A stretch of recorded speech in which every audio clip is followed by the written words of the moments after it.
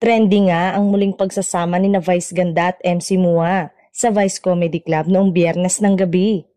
Patunay ito na wala na talaga at tapos nang napapabalitang away at tama ang sinasabi ng mga malalapit sa kanila na bakasyon lang muna sa It's Showtime si MC pati si Lassie.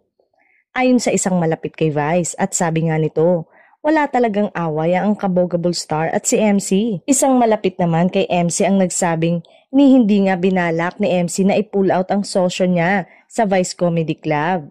Kahit pa ginawan sila ng issue. Paano nga pala ang partisipasyon ni na MC at Lassie sa It's Showtime?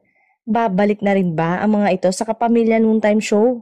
Say ng source ay hindi ko pa alam sa kanila dahil sila naman yung nanghingi ng break dahil naapektuhan sila sa mga basher. Nabash kasi sila noon dahil may mga kinampaign sila na kumontra noon sa ABS-CBN.